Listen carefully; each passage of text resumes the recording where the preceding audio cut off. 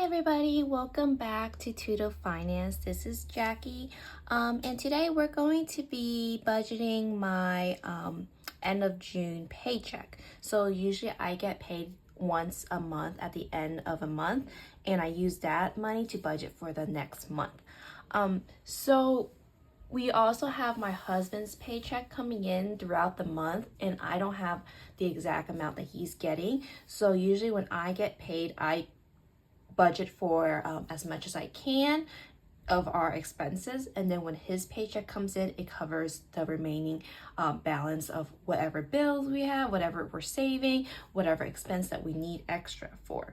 So he gets paid bi-weekly, so we're gonna expect 2 paycheck for him in the month of July. But for my paycheck, this is it for the rest of July, and then my next paycheck will be at the end of July. That will be budgeting for August. So for this month, I had a paycheck of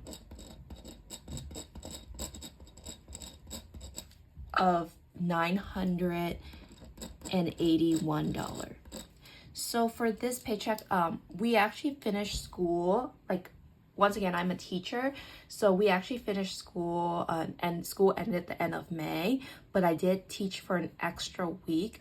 It wasn't really summer school, but it was just like an extra program that we were doing for an extra week for like about 3 hours a day. So this is what I got for that extra week that I taught. But I did have a summer saver that I planned for. So in the summer months, teachers don't get paid unless you teach. So I'm not teaching summer school or anything like that. So this is what I been saving throughout the year. So out of my paycheck, from August all the way up to May, I take a bit out of it and I put it in a saving account. And then in the month of June and July and August, I take the money out and I cover my expense for that month. So this is from my summer saver. This is not really like a paycheck, but it did come from my regular pay throughout the year. So I saved $5,530. So that's what I have down. So this is what I actually worked. This is what I saved. So $5,530. That means like I'd probably like save around $553 a month for this part, so that I have money in the summer. So my total that I'm bringing in for July is $6,511. All right, so let's see. Let's start budgeting for July. The very first thing is, of course, our mortgage.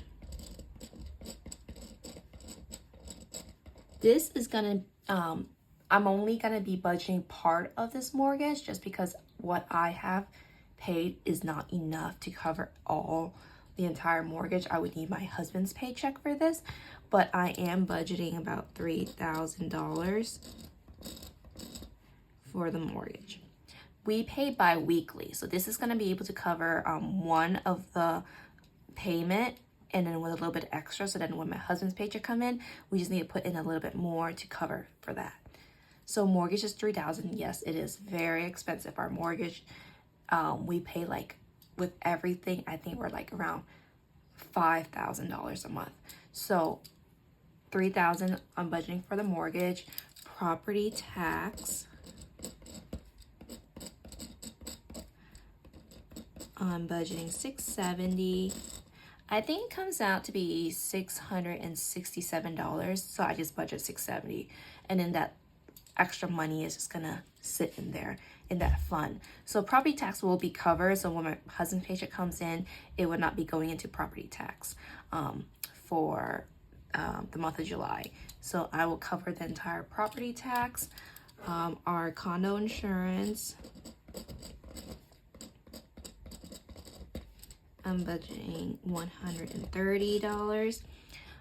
So we actually paid for our condo insurance already when we bought the home, so it is good for the entire year.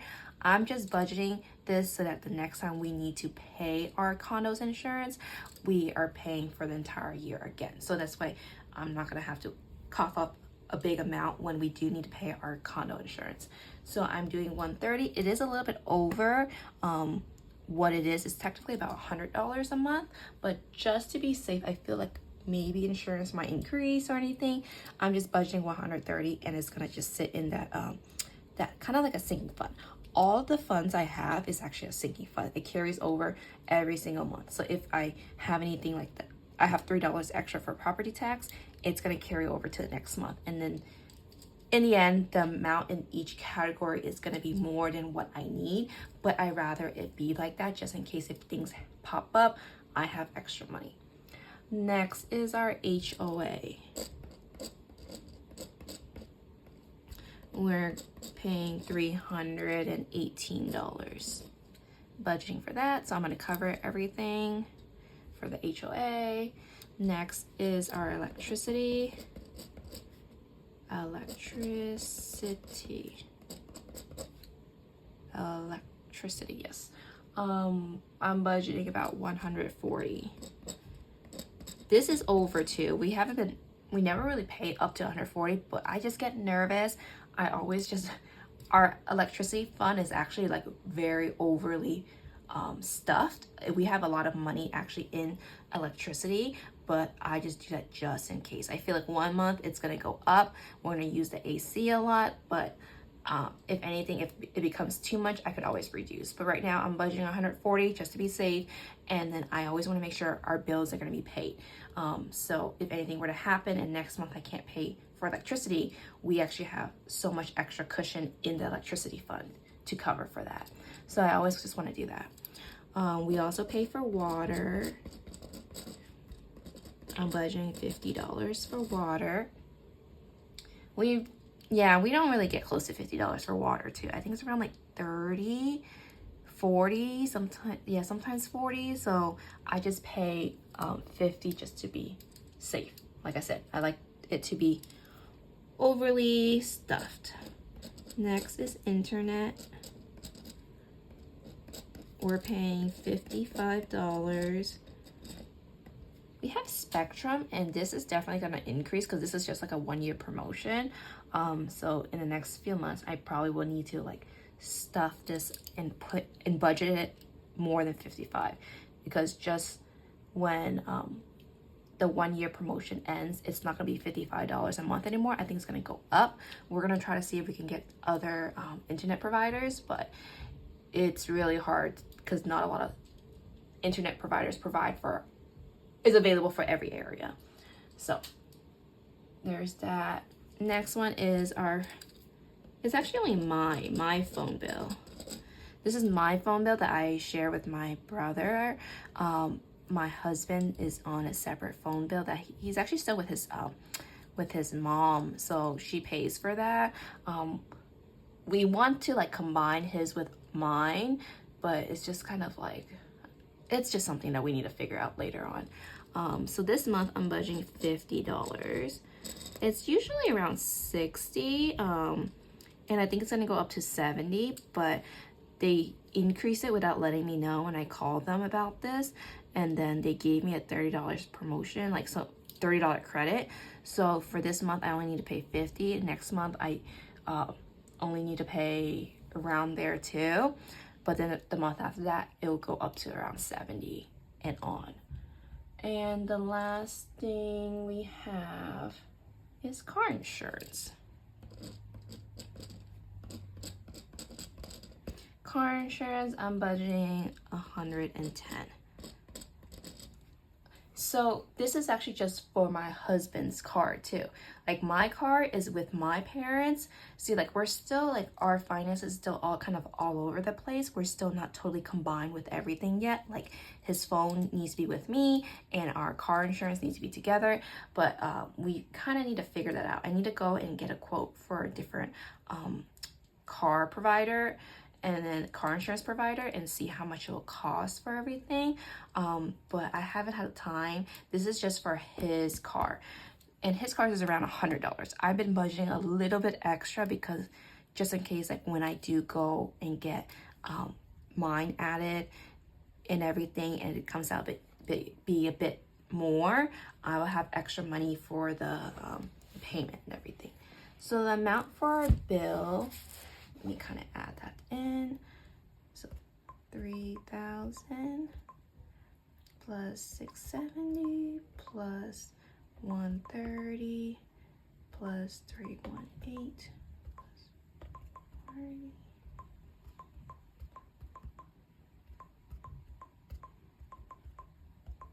$4,000. So the total is $4,523. Does that seem right? I think so. Let me make sure.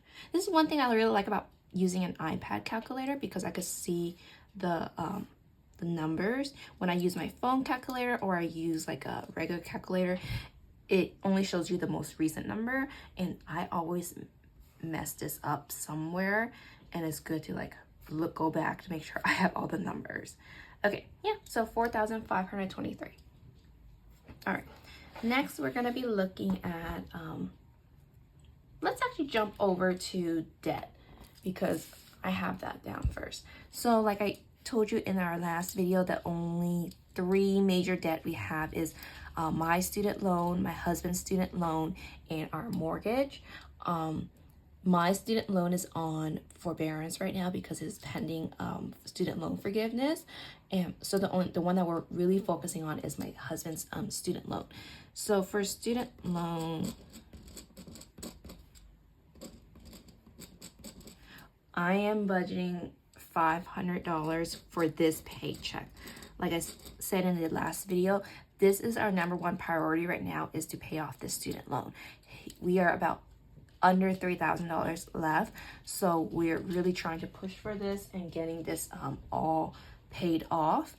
So I'm budgeting $500, and then when my husband get paid, we're gonna try to budget more in this category.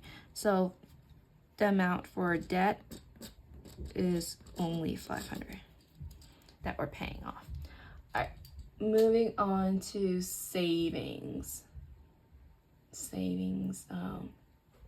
The first, I hope I have enough space. The first one is our emergency fund.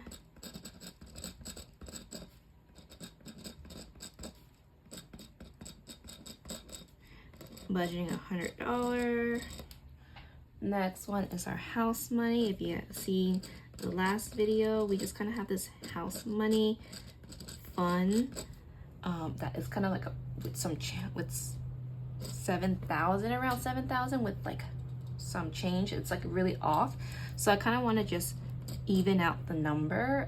I don't like seeing the cents, so we're doing $76.23 just to kind of even it out. I think that it'll like be more of a in the hundreds. Next is for saving for a car. Save for a car. Budgeting $100. Next is vacation or vacay. Budgeting $209. I did $209 because if you have seen the last video, it's around like there's like a $1 in there for some reason. So I'm putting a $9 to make it even. I really like things to be even. The next thing is car maintenance.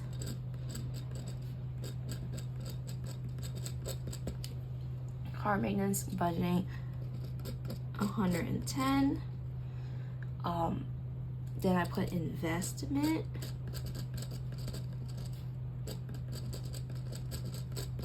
Just $10 for now.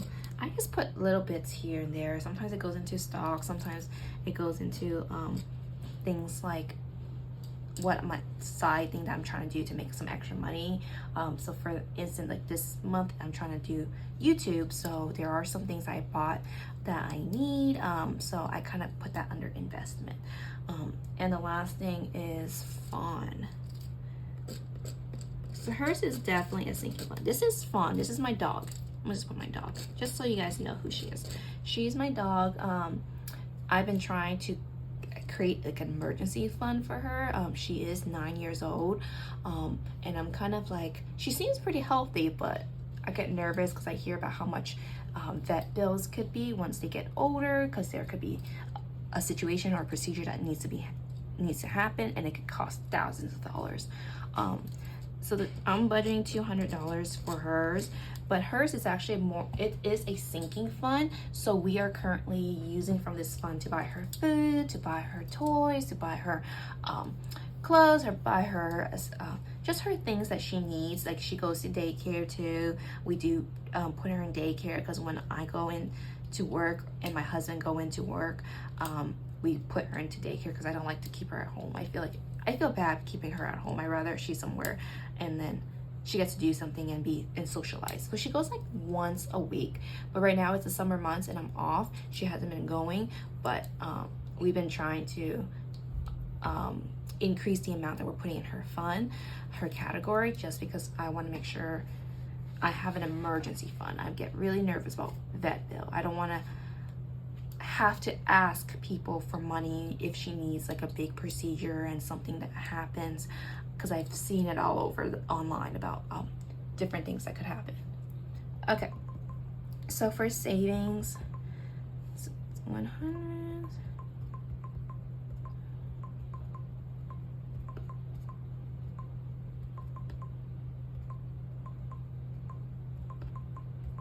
Let's make sure.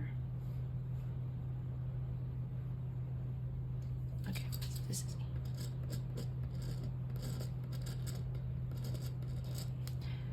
so there are other savings and like sinking funds that we are working on, but it's just not covered with this paycheck. We might see it on the next paycheck. In some of these categories, you might see it again on the next paycheck, because we need more money to be added in. Like mortgage is going to pop back up in the next paycheck. If we have extra money, I would love to put emergency fund back again, so that we could put more money back in. So certain things are just going to pop up here and there. So this is not everything we're saving. We have other things we are saving for, but this is what this is for now. So now the expense part, this is kind of like the big category. Okay, so the first one is more, this is called Unbound. This is like a donation. Like this is more of a donation. If you guys ever heard of Unbound, it's when you could sponsor somebody from another country, and it's like a monthly subscription, right? It's monthly sponsorship. So I am sponsoring somebody in Mexico right now.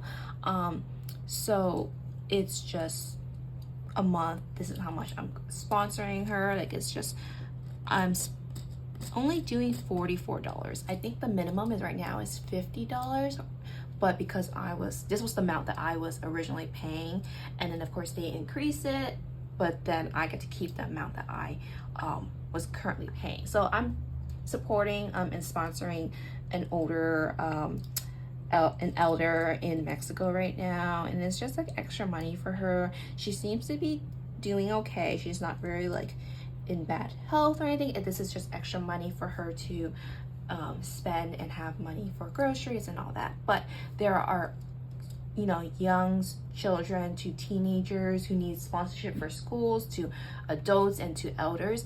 If you guys are interested, definitely check out Unbound. I really support them.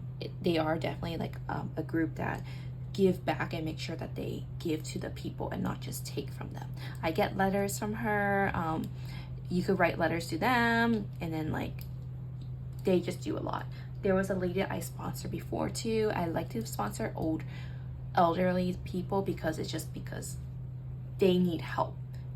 And I think that a lot of time people love to sponsor young children, which is important too, because I did that for a period of time too. But a lot of people tend to support young children more than elderly people, and I feel really bad because I feel like elderly people have no way of getting help. Like they're at the extent of what they can do, and as they get older they can't work. So I used to sponsor an elderly woman in the Philippines for about 3-4 years, and then she unfortunately passed away. So now I was able to sponsor a different lady in Mexico. So this is just something I do. It's just $44 a monthly subscription. sponsorships, not subscription, but, and then I had to cancel one time because I started in college, and I had to cancel one time because I couldn't keep up with the payment. And they were very nice about it. They didn't ask questions. They just like, okay. And they just stopped your sponsorship. But then when I had money again, I decided to continue doing that because I think it's important. I make good money. Like, you know I have things I need to pay and save, but it's $44 a month. I could afford that. Like, considering how much money I spend eating out, I could definitely afford this. Okay, next one is household.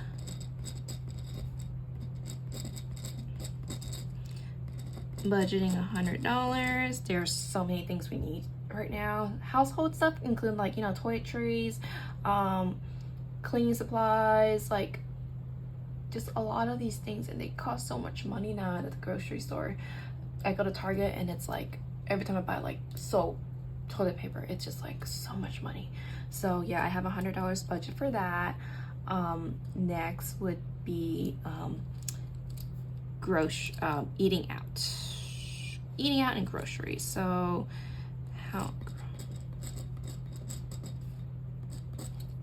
groceries, I'm budgeting $150 for this, and eating out, how much was this? Budgeting around $55. Is this right? Actually, I think it's the other way around. Okay, yes, judge me on this, but eating out, like I said in our introduction video, is one of our weakness. It is definitely one of our weakness. Like, we eat out so much, and we're really trying to cut back. So this is our way. And then usually, like groceries, yeah, we don't like to cook in, so we're really trying to work on this to like decrease our eating out funds. The reason I put $150, and trust me, we eat out so much, is because I know we're receiving another paycheck from my husband next week, so this is just to last us till next week. And some of you guys are like, what? I know some of you guys do eating out. This might be your whole month of eating out. This is just to last us a week. So that's my hope, and this is me hoping that I could stay within budget of eating out. And then groceries, it was really just like, right now we're just trying to cook like a couple meals here and there.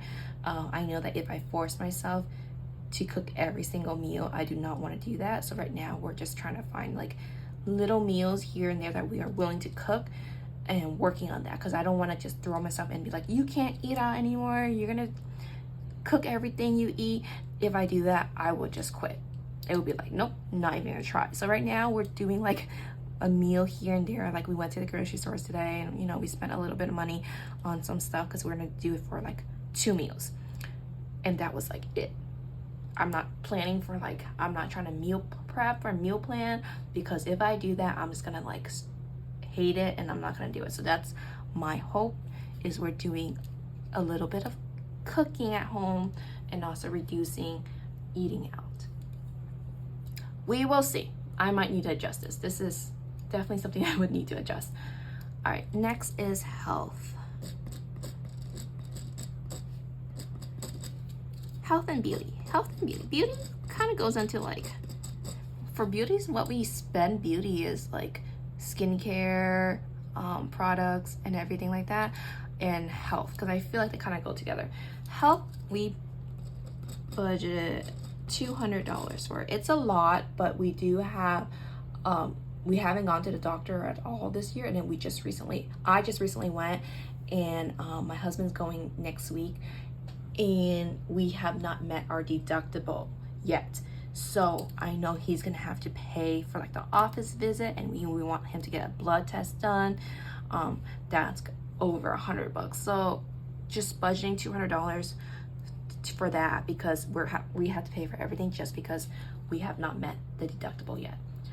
All right, and the last thing for gas, This is kind of like the whatever's left behind, which is $133.77.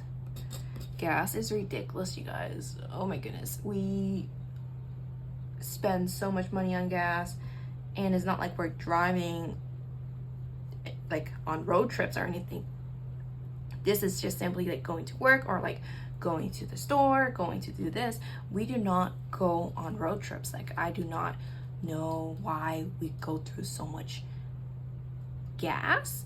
I mean, like for my RAV4, it's like about $50-ish right now for a full tank of gas, and that will last me a little bit under 2 weeks.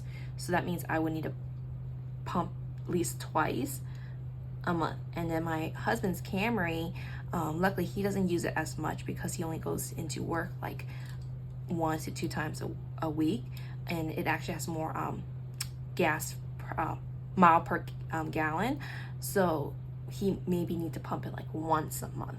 So it comes down to be like $40-50 for his too.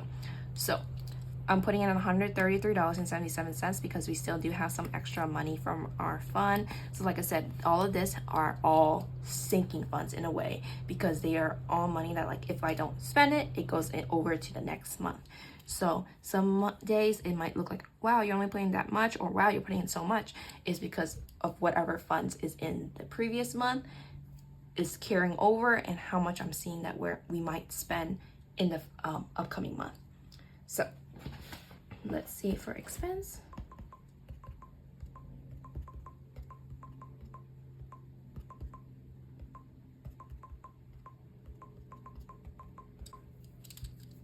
Okay, $682.77.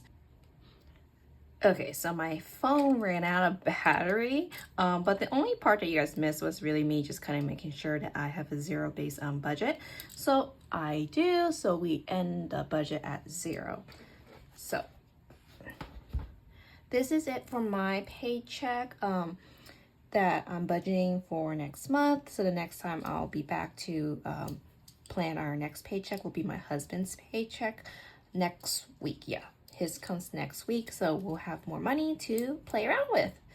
And so this is it, and I will attach like a screenshot of us paying the student loan, the $500 for the student loan, and then we're so much closer to finishing off the student loan now. So thank you so much for watching this video. If you made it this far, I am so thankful. I know it could be really long. I didn't realize how long it is for me to kind of go through everything, but I am so thankful if you have made it this far. Thank you for your time. Please subscribe and comment. I would love to hear from you guys. Please, please, please. Thank you very much. See you next time.